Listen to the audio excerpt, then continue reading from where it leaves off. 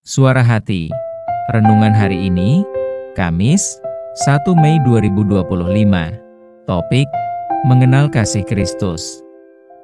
Jangan lupa saudaraku, untuk membagikan renungan ini kepada orang lain, agar mereka juga mendapatkan kekuatan rohani di dalam Tuhan. Kiranya saudara diberkati oleh Tuhan kita.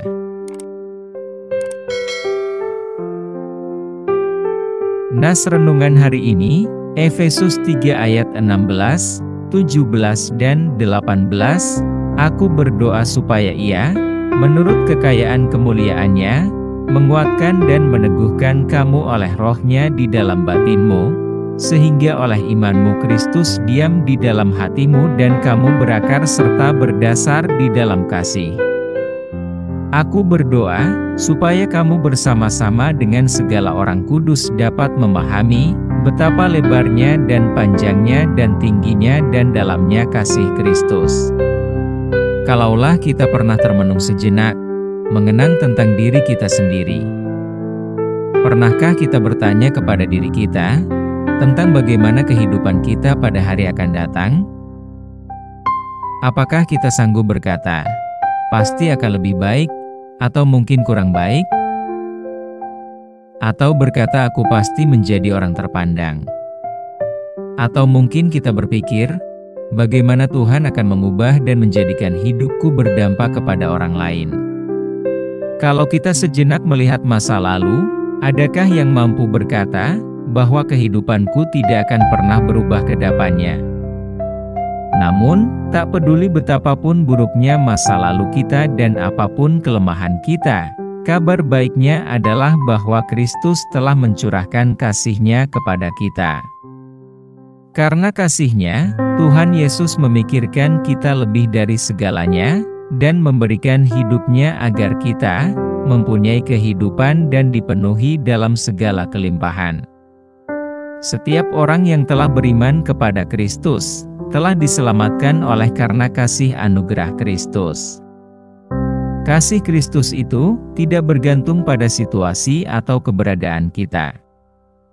Kita bisa melihat tokoh-tokoh dalam Alkitab yang dipakai Tuhan. Seperti perlakuan Tamar menantu Yehuda, Tamar adalah yang tadinya berasal dari bangsa yang tidak mengenal Tuhan. Tetapi diperhitungkan Tuhan di kemudian harinya. Atas perlakuan Tamar yang menipu ayah mertuanya, akhirnya ia mengandung dari ayah mertuanya, yang bernama Peres dan Zerah. Kelahiran anak-anak Yehuda ini masuk dalam daftar silsilah kelahiran Yesus Kristus, Kejadian 38 dan Matius 1. Daud juga pernah berzina dengan istri Uria, yaitu Betsheba. Bahkan merencanakan pembunuhan terhadap Uria suami Betsheba. Tamar dan Daud menyesal dan tidak bertobat kepada Tuhan atas kesalahannya. Akhirnya, Daud memiliki anak laki-laki dari Betsheba bernama Salomo, 2 Samuel 12. Paulus juga adalah seorang pemimpin yang menganiaya orang-orang percaya kepada Tuhan, dan akhirnya dipakai Tuhan menjadi penginjil yang telah menjangkau banyak bangsa. Kisah Rasul 9. Saudaraku, seburuk apapun status kehidupan kita, bukan latar belakang kita yang buruk itu menjadi dasar bagi Tuhan, kita dipanggil atau tidak. Melainkan maukah kita bertobat dari masa lalu yang suram atau yang buruk itu? Bertobat dan tidak kembali lagi pada masa lalu? Bila tidak, jangan harap Tuhan akan merubah hidup kita. Bila kita mau bertobat, maka ada keselamatan bagi kita. Ketika kita telah diselamatkan oleh Tuhan Yesus, maka kasih karunia Tuhan tidak pernah mundur dari kehidupan kita, asalkan kehidupan kita bertobat secara penuh, dan Tuhan akan menyucikan kita dari dosa-dosa masa lalu. Tak peduli apapun keadaan kita, kini yang harus kita lakukan adalah hidup bagi Kristus dan terus berupaya supaya kita semakin mengenal kasih Kristus. Karena kebesaran hati Paulus, sehingga ia berdoa kepada orang-orang yang telah menerima Kristus dengan baik. Demikian pula dengan kita, agar memiliki kasih karunia dari Tuhan, maka dari itu milikilah kasih Kristus dalam kehidupan kita. Pesan Paulus dalam nas hari ini, agar kita memahami betapa lebarnya, betapa panjangnya, betapa tingginya, dan betapa dalamnya kasih Kristus kepada semua orang yang mengasihinya. Bagaimana kita agar dapat mengenali kasih Kristus? Yaitu kita harus terus berupaya untuk menggali kedalaman kasih Kristus di sepanjang hidup kita, dengan mempelajari firman Tuhan siang dan malam. Karena itu, jangan izinkan iblis mengintimidasi kita, jangan berikan diri kita dikendalikan oleh iblis, untuk masuk pada masa suram. Sebaliknya, ingatlah selalu akan kasih Kristus yang telah menyelamatkan kita, yang mengubah hidup kita, dan yang membuat hidup kita berarti. Kasih Tuhan itu, yang menguatkan dan menolong kita untuk menjalani kehidupan yang bermakna dan saling mengasihi. Kenalah kasih Kristus itu dan hiduplah di dalamnya. Amin. Topik doa kita hari ini, kepada mereka yang baru bertobat dan mengenal kasih Tuhan. Salam memasuki ibadah puasa. Tuhan Yesus memberkati kita.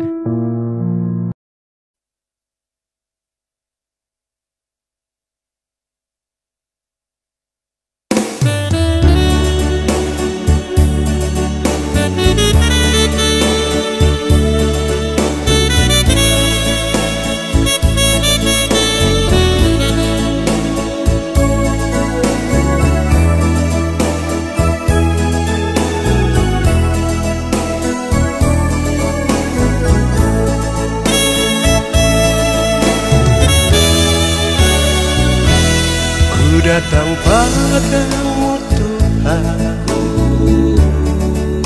dengan seluruh kehidupan ini, menyesali dan sungguh di hadapanmu semua dosa-dosa.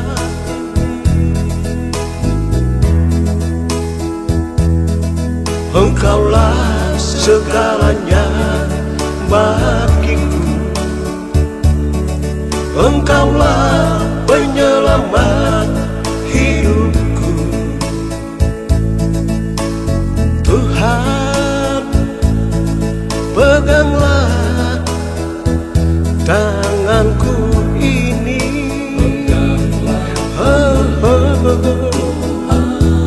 ku bersyukur kepadamu,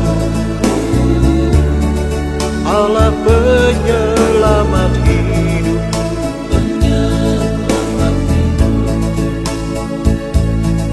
penebus yang telah menjawab keselamatan bagiku. Bapa,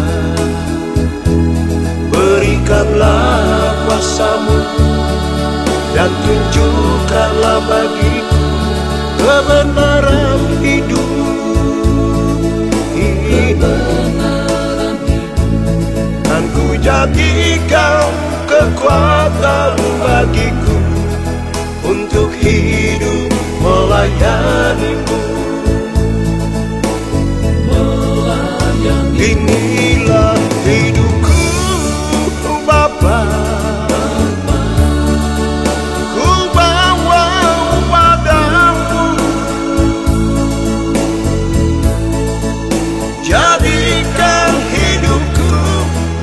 jadikan napasku untuk melayani-Mu Tuhan.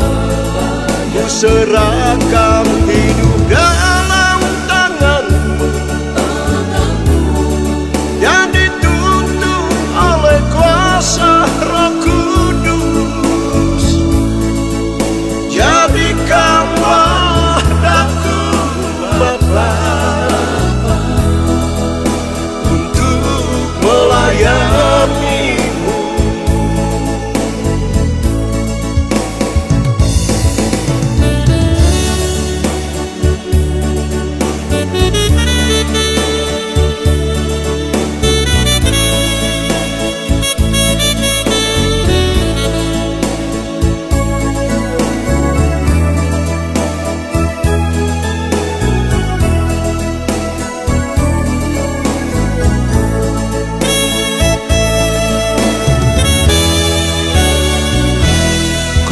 syukur kepadamu, Allah penyelamat hidup.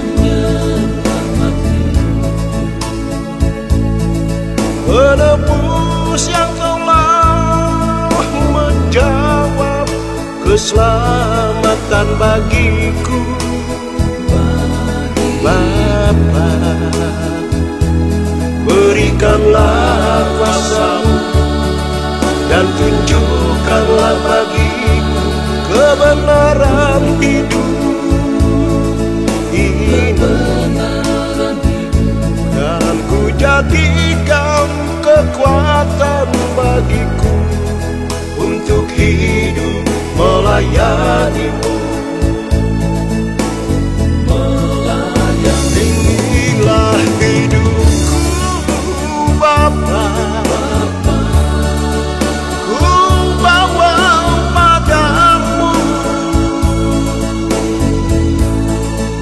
Jadikan hidupku, jadikan nafasku